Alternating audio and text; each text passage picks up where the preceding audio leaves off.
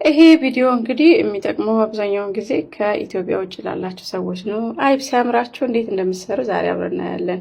እኔ የተጠቀምኩት ይህንን ለበን የሚባለውን ላይክ እንደ አሪራ ያለውን ነው።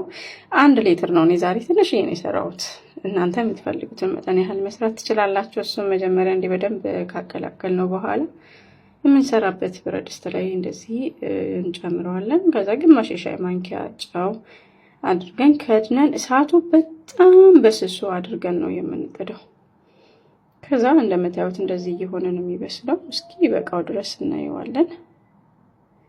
አዩት፣ እንደዚህ ሲሆን ነው የምታወጡት ማለት ነው፣ ውሃው ከላይ ስፍፍ ሲል። ከዛ በኋላ እንደዚህ ነጠላ ጨርቅ አድርገን ስስ ጨርቅ ማንኛውም ይሆናል። በዚህ መልኩ ከታች ወንፊት ላይ አድርገን እንደዚህ እናጠለዋለን። ይሄ ከ1 ሊትር አሪራ ላይ ይወጣ ማለት ነው።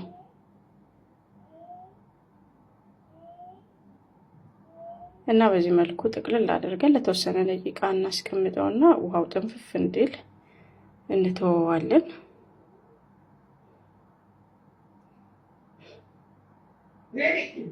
ከታች ያለው ውሃ ብዙ ስለሆነ እቃውን ቀይሬዋለሁ ማለት ነው።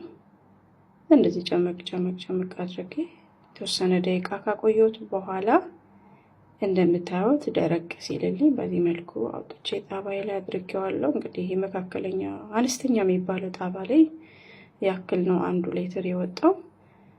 ብዛት ደግሞ ስትሰሩ እንደዛው በርከት ያለ ማግኘት ትችላላችሁ። በጣም ቆንጆና ጣፋጭ የሆነ አይብ በዚህ መልኩ በቀላሉ በቤታችሁ ማዘጋጀት ትችላላችሁ። እንግዲህ ጤና አዳም ነበር የሚደረገው። እኔ ጤና አዳም ስለሌለኝ መጥበሻ ቅጠል ከላይ ማሳመሪያ ያደረኩበት ማለት ነው።